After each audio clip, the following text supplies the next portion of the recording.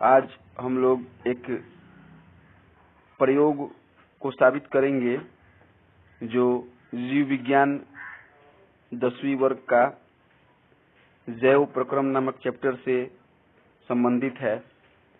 इस प्रयोग में आपको साबित करना है कि प्रकाश संश्लेषण के लिए कार्बन डाइऑक्साइड आवश्यक है। ठीक है, इसको साबित करने के लिए सबसे पहले आपको उत्तर देकर के लिखना है कि निम्नलिखित प्रयोग द्वारा यह साबित किया सकता है कि प्रकाश संश्लेषण के लिए कार्बन डाइऑक्साइड आवश्यक है। प्रयोग सामग्री: एक गमला जिसमें पौधा लगा हो, कौमा चौड़े मुंह वाला बोतल, कौमा जल, पोटेशियम हाइड्रोक्साइड जिसे पोटास के नाम से भी जाना जाता है, इसका सूत्र KOH है। तो पोटास या KOH का घोल, अल्कोहल, आयोडीन का घोल और सूर्य की उपस्थिति। इन सभी प्रयोग सामग्रियों के माध्यम से हम लोग निम्नलिखित तरीके से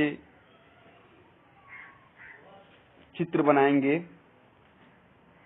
उसके बाद प्रयोग विधि देखेंगे। अब हम लोग उपयुक्त सामग्रियों से चित्र के अनुसार उपकरण सजाएंगे। तो सबसे पहले एक पौधा लगा हुआ गमला, जो यहाँ पे फोटो में आप देख रहे हैं, और इस गमले का एक पत्ता जो चौड़ी मुंह वाली बोतल के माध्यम से उसमें आधा पत्ता जो है बोतल के अंदर समाहित होना चाहिए और आधा पत्ता बोतल के बाहर। बोतल के अंदर KOH अर्थात पोटास है जो अंदर कार्बन डाइऑक्साइड की अभिक्रिया नहीं होने देगी। और सूर्य के प्रकाश इस तरीके से इस स्थिति को 2 दिन तक अंधेरे में रखेंगे। 2 दिन तक अंधेरे में रखने के बाद जब इस पत्ते को तोड़ेंगे, तोड़ने के बाद उस पे आयोडीन के कुछ बूंदों को डालेंगे या आयोडीन के घोल में इस पत्ते को डालेंगे, तो जो भाग बाहर था वहां पे स्टार्च उत्पन्न हुआ है और जो भाग बाहर नहीं था वहां पे स्टार्च उत्पन्न नहीं हुआ है।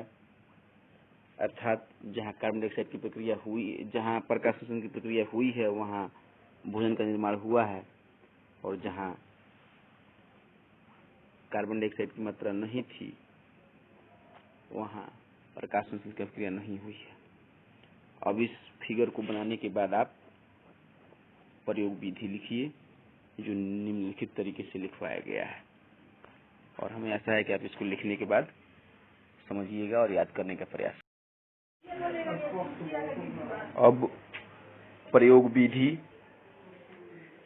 देखेंगे।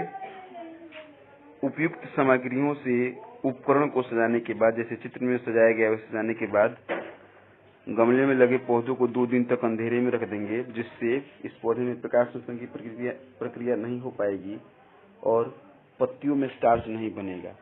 फिर चौड़े मुंह वाले बोतल में पोटास का घोल लेंगे और बोतल के कॉर्क को बीचों बीच काट कर उसमें पत्ती को इस प्रकार डालेंगे कि पत्ती का आधा भाग बोतल के अंदर हो और आधा भाग बोतल के बाहर, जैसा कि चित्र में आपको दिखाया गया है। इस उपकरण को सूर्य की रोशनी में 4 घंटों तक छोड़ देंगे। फिर पत्ती को थोड़ी देर तक अल्कोहल में उबालेंगे। फिर जब पत्ती रंगहीन हो जाएगी तो उसे आयोडीन के घोल में डुबा देंगे।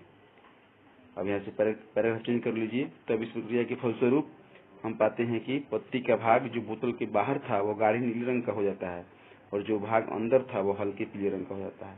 अब निष्कर्ष: इस प्रयोग से यह निष्कर्ष निकलता है कि आयोडीन स्टार्च को नीला कर देता है। आयोडीन जो इस पत्ती पे डाला गया था वो नीला कर दिया। पत्ती का वह भाग जो बोतल के अंदर था वो नीला नहीं हुआ, क्योंकि बोतल के बाहर पोटास का घोल था।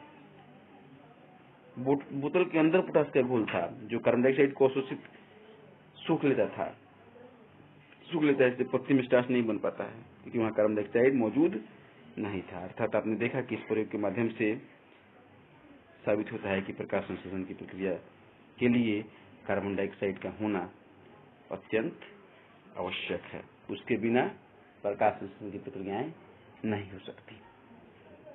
इस तरह से यह प्रयोग पूरा होता है